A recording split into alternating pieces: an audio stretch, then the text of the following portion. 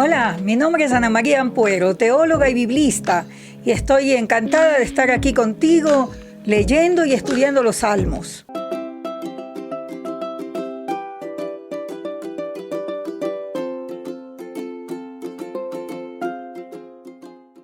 Hoy llegamos al clímax de esta sección que hemos estado mirando, del Salmo 15 al Salmo 24. Hemos tenido toda una progresión para llegar al Salmo 19, que es una exaltación de Dios. Es un salmo de sabiduría, es un salmo de instrucción de parte de Dios y de adoración. Ven, acompáñame a estudiar este hermoso Salmo 19.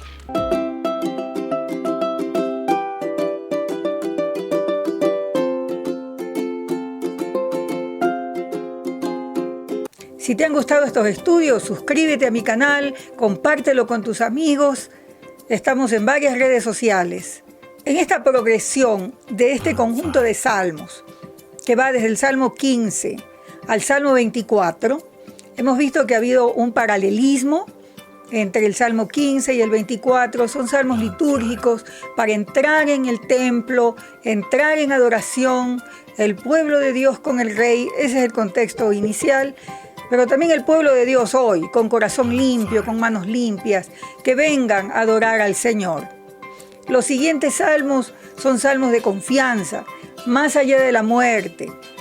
Luego viene el rey que le pide a Dios victoria en medio de las luchas, frente a sus enemigos. Y el clímax de todo este proceso es el Salmo 19, que habla de la majestad de Dios, su sabiduría, su perfección. Hay tres salmos que exaltan la Torá, la ley de Dios, en los salmos. El Salmo 1, el Salmo 19 y el Salmo 119. Y habla de que la Torá, la ley de Dios, guarda a aquellos que son parte del pueblo de Dios para que puedan vivir en plenitud, para que puedan ser prosperados y vivir todas las bendiciones del pueblo que está dentro del pacto con Dios. Y ese pacto, por supuesto, ha sido renovado en Cristo con su sangre preciosa. Veremos tres partes en este Salmo 19. Una primera parte donde los cielos hablan de Dios. Una segunda parte que habla de que la ley de Jehová es perfecta y todos los efectos que tiene la ley de Dios, la Torá. Y una tercera parte donde el salmista se dirige a Dios y le dice que quiere guardar su palabra. Cuando hablamos de la Torá, esto ha tenido varios momentos, digamos. Los judíos entendían la Torá como los primeros 5 libros de lo que nosotros conocemos como el Antiguo Testamento. Jesús resumió la Torá, la ley, los profetas, todo lo resumió en 2 mandamientos: amar a Dios por sobre todas las cosas y al prójimo como a uno mismo. Es interesante que durante la experiencia del exilio, para el pueblo judío, que ya habían experimentado la tragedia de que fue destruido Jerusalén, fue destruido el templo, el lugar donde se encontraban con Dios, y en la diáspora, es decir, lejos de la tierra de Israel, lejos de ese lugar, para ellos la Torá, la ley que ya se la sabían de memoria y que luego la fueron también transcribiendo, era la encarnación de Dios. Eso es muy interesante, porque ya no tenían templo. Entonces, encontrarse con Dios era encontrarse con su palabra, que era la Torá. Hoy nosotros los cristianos entendemos esto de otra manera. Primero, que somos templo del Espíritu Santo, Dios mora en nosotros, nos encontramos con Él en oración, por el Espíritu Santo, y tenemos acceso por la fe en Jesucristo. Y tenemos su palabra, inspirada por el Espíritu Santo de Dios. Y es así como nos encontramos con el Señor, por su Espíritu, con su palabra, y como pueblo leemos y reflexionamos sobre la palabra de Dios. Quiero leerles la primera parte del Salmo 19, los versículos del 1 al 6, donde los cielos hablan de Dios. Tengan en cuenta que los salmos es poesía. Los cielos cuentan la gloria de Dios. El firmamento proclama la obra de sus manos. Un día comparte al otro la noticia, una noche a la otra se lo hace saber. Sin palabras, sin lenguaje, sin una voz perceptible, por toda la tierra resuena su eco. Sus palabras llegan hasta los confines del mundo. Dios ha plantado en los cielos un pabellón para el sol. Y como novio que sale de la cámara nupcial, se apresta cual atleta a recorrer el camino. Sale de un extremo de los cielos y en su recorrido llega al otro extremo, sin que nada se libre de su calor. Entonces aquí el salmista, es un salmo de David, el salmista habla de cómo los cielos cuentan la gloria de Dios y cómo Dios ha establecido este mover del sol como un novio. Queridos, esto no es un asunto científico, esto es poesía. Cómo uno lo percibe desde la tierra, que el sol es el que se mueve. Sabemos hoy que la tierra es la que se mueve y gira alrededor de sí misma y alrededor del sol.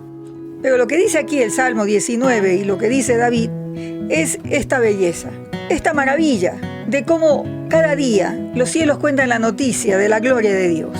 Habla de las maravillas, de la obra de las manos de Dios. ¿Y no te pasa a ti que tú también celebras, adoras al Señor cuando estás en la naturaleza? Cuando observas los cielos, las montañas, los animalitos, los árboles, las flores, son obra de las manos de Dios.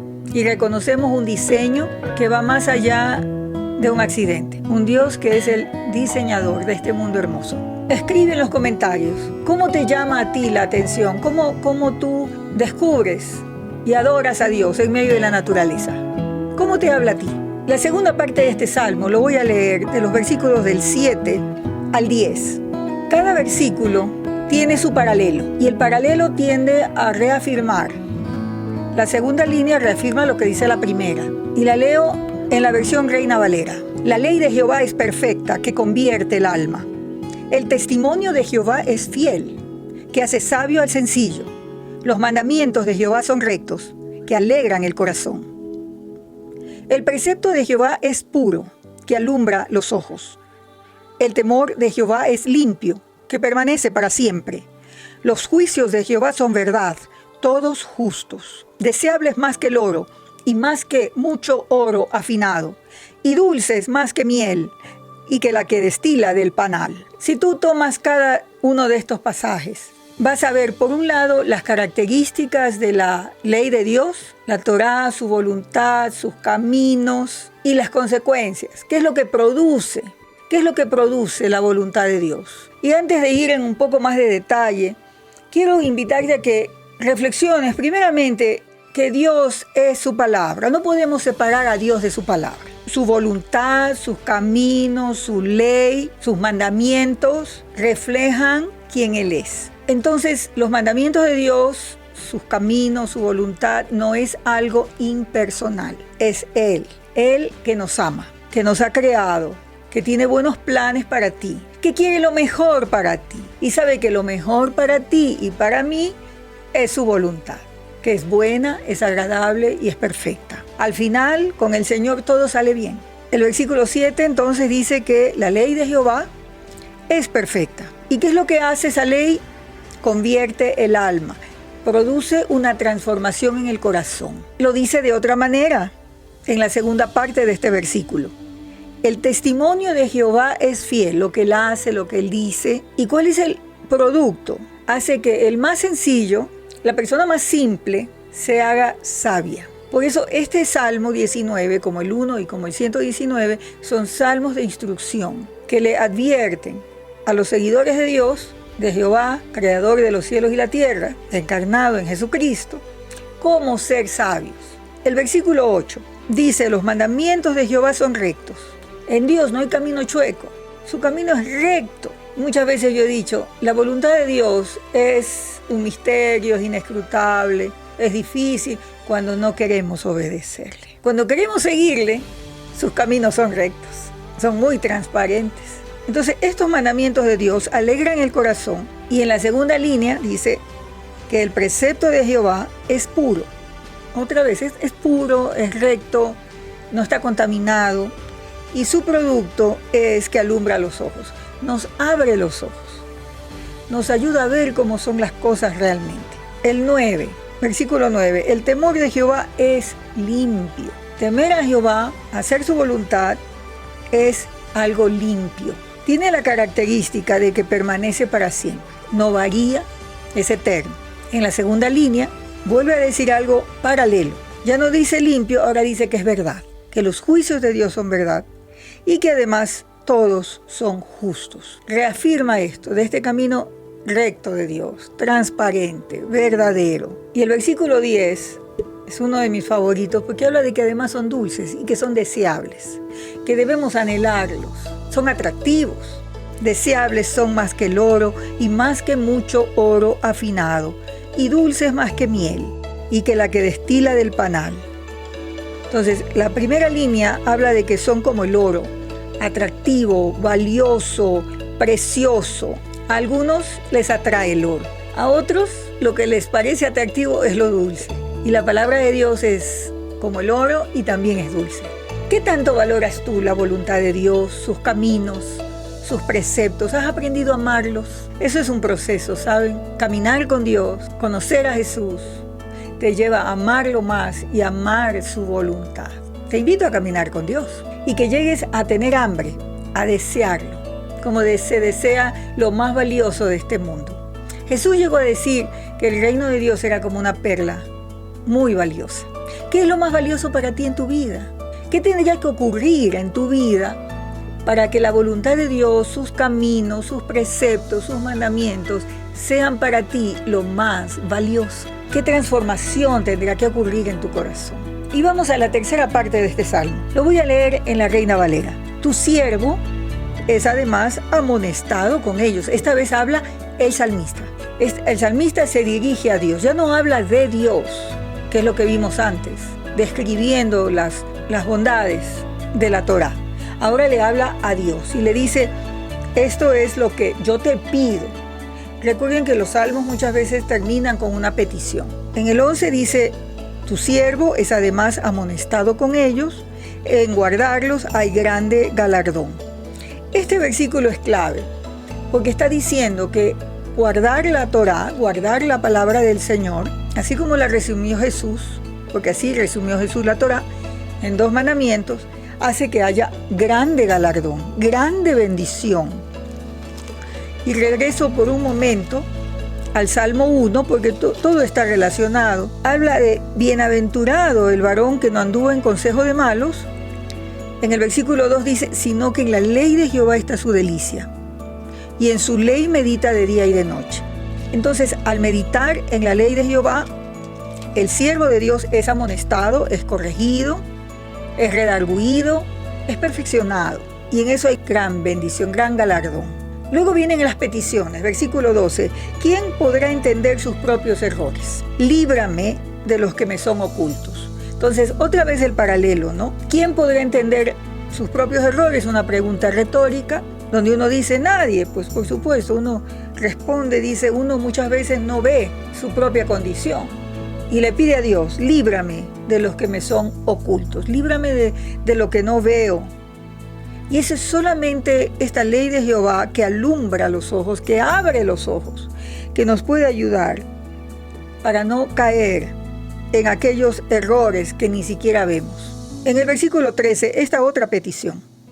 Preserva también a tu siervo de las soberbias, dice la Reina Valera. La traducción de Bruce Waltke, que fue mi maestro de Antiguo Testamento, dice, líbrame de los insolentes. Ya no las soberbias en general, o sea, de que yo sea orgulloso. Líbrame de los insolentes, quizás algunos enemigos, que no se enseñoreen de mí, que esos insolentes no se enseñoreen de mí, o podríamos entenderlo en la Reina Valera, que el orgullo no me gobierne. En consecuencia, seré íntegro y estaré limpio de gran rebelión. El deseo del salmista es no rebelarse, es hacer su voluntad. ¡Wow! ¿Cuánto anhelamos nosotros eso? Ser íntegros. Voy a leer estos 2 versículos en la versión internacional, que también es muy interesante como lo han traducido. Versículo 12 dice, ¿quién está consciente de sus propios errores? Perdóname aquellos de los que no soy consciente. Le pide a Dios, ¿no? Y en el 13 dice, libra además a tu siervo de pecar a sabiendas. No permitas que tales pecados me dominen. Así estaré libre de culpa y de multiplicar mis pecados. Ambas traducciones y otras hablan realmente de, Señor, ayúdame a tener este corazón íntegro, limpio, que no peca contra ti. Este salmo es precioso, a mí me desafía porque me lleva a orar y a decirle, Señor, líbrame de pecar contra ti. No quiero porque te amo, porque te conozco, te necesito, quiero caminar contigo, quiero entrar en tu presencia, ¿verdad? El versículo 14, en la Reina Valera, así termina este Salmo 19. Sean gratos los dichos de mi boca y la meditación de mi corazón delante de ti, oh Jehová, roca mía y redentor mío. Termina con esta petición. Señor, aún lo que hay en mi corazón, lo que digo, lo que hablo, lo que pienso, te agrade. Qué hermoso salmo, ¿verdad? De adoración. Y entonces es la culminación de todo un proceso, de haberle dicho, Señor, quiero entrar en tu presencia, ayúdame en los momentos de batalla. Al final es una relación íntima con Dios, de decirle, Señor, hasta en lo más íntimo, quiero agradarte. Te invito a hacer del Salmo 19 tu oración de adoración al Señor. Dios te bendiga y que tu vida agrade al Señor. Es el anhelo de mi corazón también. Quiero agradarle al Señor.